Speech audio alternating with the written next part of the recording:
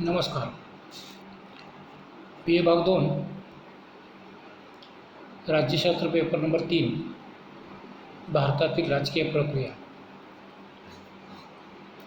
या पेपरमध्ये आपण दुसरे प्रकरण पाहतो आहोत. या प्रकरणातील निवडणूक आयोग रचना आणि कार्य, निवडक सार्वत्रिक निवडणुकांचा आढावा 1952, 1977, 1989 आणि 2014 या निवडणुकांचा आढावा आपण घेतलेला आहे.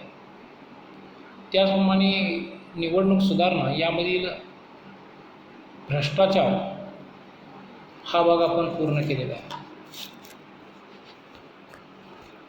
या टॉपिकमधील शेवटचा भाग येतो तो म्हणजे निवडणुकातील राजकारणाचे गुन्हेगारीकरण. भारतात लोकशाही शासन पद्धतीचा स्वीकार केल्यामुळे या शासन पद्धतीचा राज्यकारभार लोकांच्याकडून चालू जातो, लोकांच्या प्रतिनिधींच्याकडून चालू जातो आणि हे लोकांची प्रतिनिधी निवडण्यासाठी निवडणुका अत्यंत महत्त्वाच्या असतात. या निवडणुका घेण्यासाठी भारतीय राज्यघटनेद्वारे निवडणूक आयोगाची निर्मिती करण्यात आलेली आहे. या निवडणूक आयोगाच्या माध्यमातून देशामधील निवडणुका घेण्याचे कार्य केले जाते. राष्ट्रीय पातळीपासून ते स्थानिक पातळीपर्यंत विविध प्रकारच्या निवडणुका होताना दिसून येतात. आपणाला माहीत आहे की आजच निवडणुका त्याचे निकाल होताना दिसून येतात. या निवडणुकांच्या मध्ये वेगवेगळ्या प्रकारचे प्रकार आपणास पाहावयास मिळतात. त्यामधील भ्रष्टाचार, यामधील पैशाचा होणारा वापर, तसेच दिली जाणारी खोटी आश्वासने, हा भाग आपण भ्रष्टाचार या भागामध्ये पाहिलेला आहे. यातील दुसरा भाग येतो तो म्हणजे निवडणुकीतील राजकारणाचे गुन्हेगारीकरण. म्हणजेच निवडणुकीच्या कालखंडामध्ये जे विविध प्रकार होतात त्या प्रकारांचा विचार करता राजकीय गुन्हेगारीकरण हा घटक अत्यंत महत्त्वाचा आहे. त्यामुळे या घटकांचा अभ्यास आपण या ठिकाणी करणं आवश्यक आहे. राजकारणातील वाढती गुन्हेगारीकरण ही अलीकडच्या काळातील एक गंभीर समस्या, मोठी समस्या बनलेली आहे.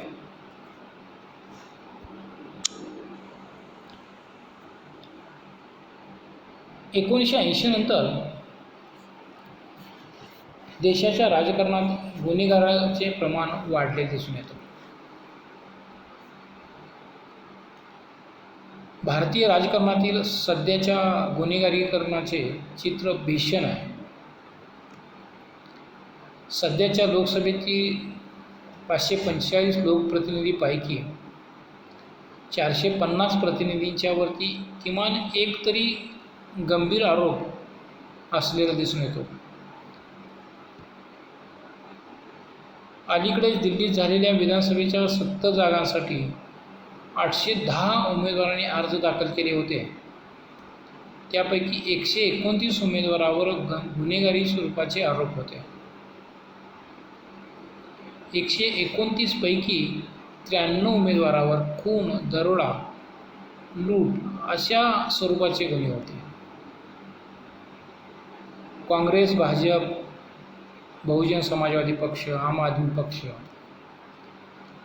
अशा सर्वच पक्षातून गुन्हेगार उमेदवारांनी निवडणूक लढवलेली होती. त्यांनी सादर केलेल्या प्रतिज्ञापत्रावरून ही आकडेवारी असोसिएशन ऑफ डेमोक्रॅटिक रिफॉर्म्स या संस्थेने स्पष्ट केलेली आहे. राजकारणातील गुन्हेगारांचे प्रमाण हे अन्य राज्यांच्या विधानसभेतून अशा स्वरूपाचे असले दिसते. एकूण भारतीय राजकारणात गुन्हेगारांची वाढती संख्या हा मोठा चिंतेचा प्रश्न झालेला दिसून येतो. ही परिस्थिती बदलण्याविषयी व्यापक विचारमंथनही सुरू आहेत. भारतीय राजकारणातील गुन्हेगारांची वाढता प्रभाव थांबावयास हवा अशी अपेक्षा समाजातील सर्व स्तरातून व्यक्त होऊ लागली आहे. वास्तविक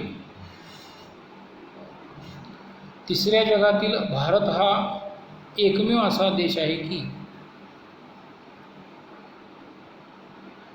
जेथे गेली 70 वर्षे लोकशाही शासन पद्धती टिकून आहे. दुसऱ्या महायुद्धानंतर स्वतंत्र झालेल्या अनेक देशांनी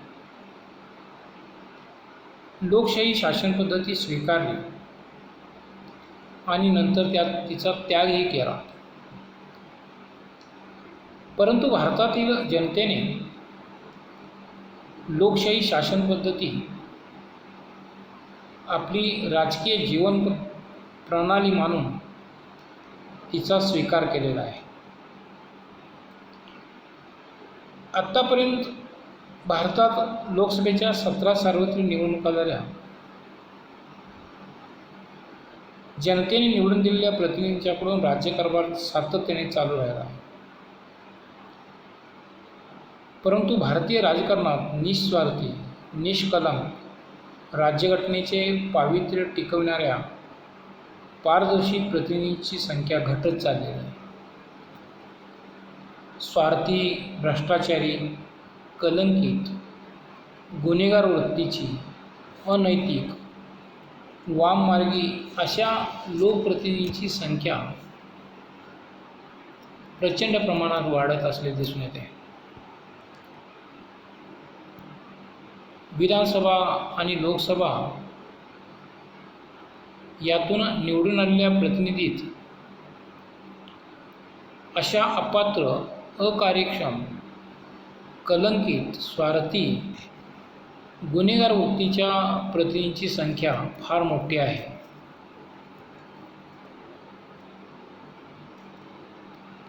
त्यामुळे आशिया खंडातील लोकशाहीच्या या दीपस्तंभाच्या तळाला राजकीय गुन्हेगारांचा काळोख पसरलेला आहे असे म्हणता येईल.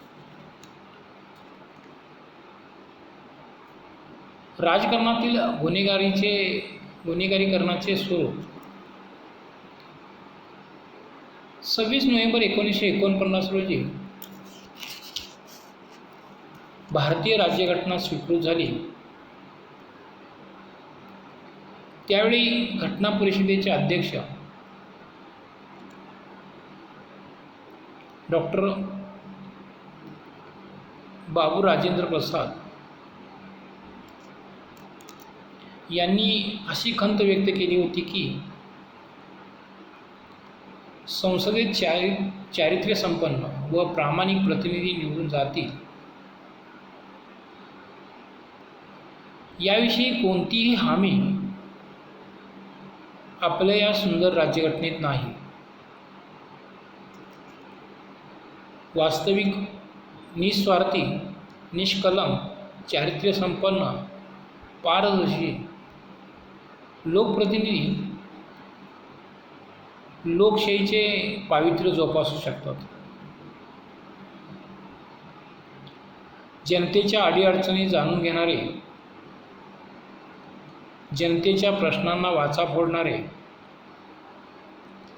जनतेच्या हितासाठी व कल्याणासाठी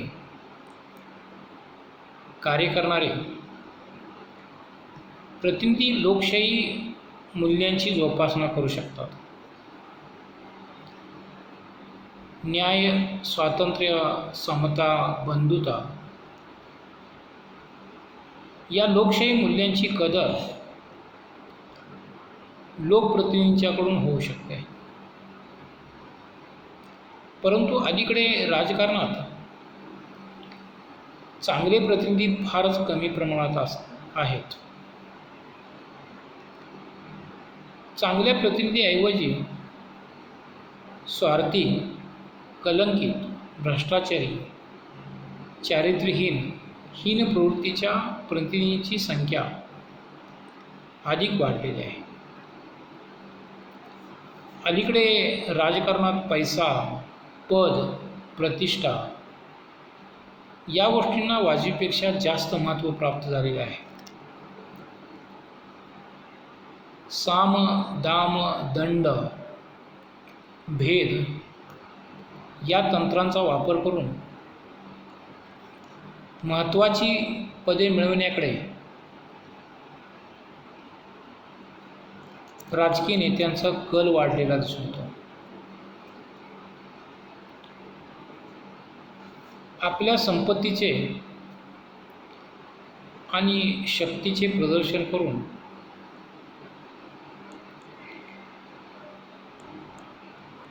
प्रतिनिधित्व प्राप्त करणारे लोक सत्तेवर येऊन पुन्हा संपत्ती मिळवताना दिसून येतात. संपत्तीद्वारे सत्ता मिळवणे आणि सत्तेत राहून संपत्ती मिळवणे असे दुष्ट चक्र सुरू होऊन लोकशाहीचे पावित्र्य नष्ट होते. पक्षप्रवेश, उमेदवारी मिळवणे आणि निवडून येणे यासाठी प्रचंड प्रमाणात पैसा खर्च करावा लागतो.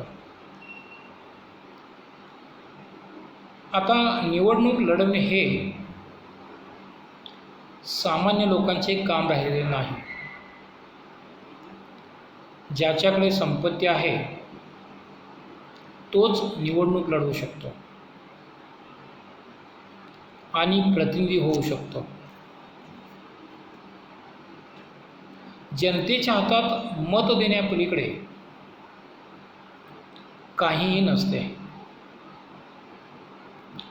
मतदानही तो स्वमर्जीने करू शकत नाही.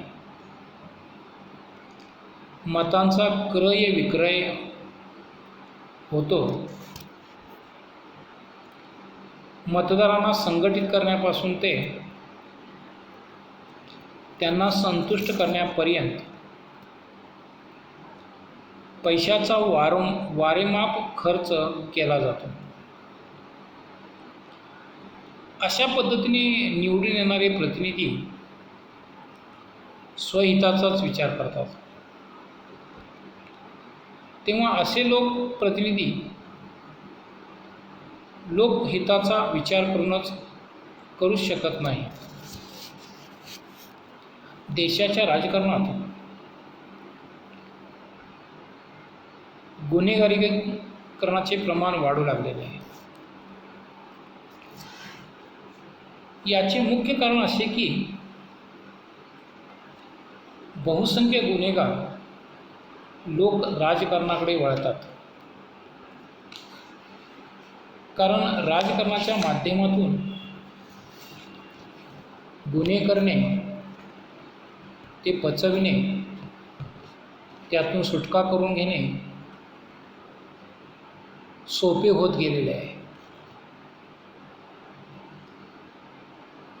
भारतातील बहुतेक सर्वच राजकीय पक्षांच्या धोरणात बदल झालेले आहेत. ते गुन्हेगार तसेच संपत्तिवान व्यक्तीला आपल्या पक्षाचे तिकीट देऊन निवडून आणू लागले आहेत. अशा गुन्हेगार लोकांना राजकारणाचा आधार मिळाल्यामुळे त्यांच्या गुन्हेगार वृत्तीत वाढ झाली आहे. त्यांची संपत्तीची भूक वाढू लागली आहे. त्यांचा भ्रष्टाचार वाढला, खंडणी वसूल करण्याचे प्रमाण वाढले, अत्याचार अन्याय करण्याचे प्रमाण वाढले, दादागिरी मुलुकगिरी वाढली, वेळप्रसंगी अधूनमधून दंगेदोपे घडवून आणणे, एखाद्याची विनाकारण हत्या करून समाजात दहशत निर्माण करणे, अशा गोष्टी वाढल्या. अशा गुन्हेगारांना राजकीय पक्षांचा वरदास्त मिळाल्यामुळे कायदा, पोलीस यांचा धाक राहिलेला नाही. सामान्य लोक त्यांच्या विरुद्ध काहीही करू शकत नाहीत. गुन्ह्यांची नोंदच होत नाही. त्यामुळे न्यायालयाकडे न्याय मागण्याचा प्रश्नच राहत नाही. अशावेळी कायदा व सुव्यवस्था धोक्यात येऊन कायद्याचे राज्य खरोखरच आहे काय असा संभ्रम निर्माण होतो. अशा प्रकारे राजकारणात राजकीय गुन्हेगारीकरणाचे प्रमाण वाढत गेलेले आहे. या गुन्हेगारीकरणाच्या विरुद्ध जे काही गुन्हे करतात त्यांच्या अपात्रतेसंबंधीच्या तरतुदी, गुन्हे व अपात्रतेसंबंधीच्या तरतुदी हा भाग आपण पुढच्या तासात पाहणार आहोत. थँक्यू.